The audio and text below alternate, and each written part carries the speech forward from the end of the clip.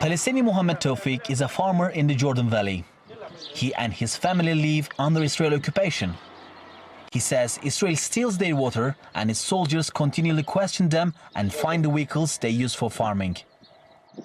But he is determined to stay on his land, even though it's slated for annexation.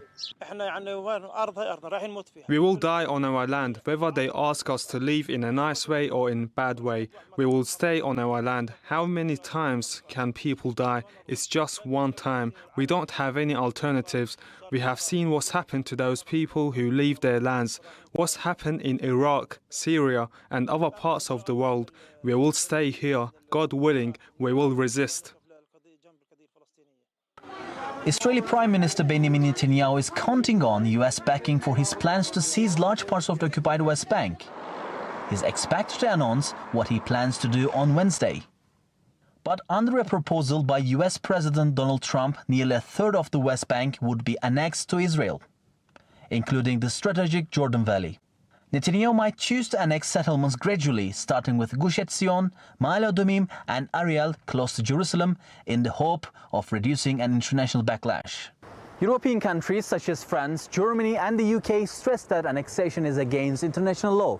Belgium has gone further and threatened sanctions on Israel if it goes through with annexation. There even appears to be tension in Israel's ruling coalition over the issue. Netanyahu's coalition partner Benny Gantz told US MMO Elvi Berkowitz this week that the 1st of July is not the holiday for annexation and the country should deal with the coronavirus pandemic first. Some settlers also disagree with Trump's Middle East plan and the annexation, because the plan foresees a Palestinian state they don't want. Benjamin Pogron is a South African journalist who spent decades battling apartheid. He's also defended Israel against charges that it too has created an apartheid system. He says annexation could change that. Annexation will take us right over the edge.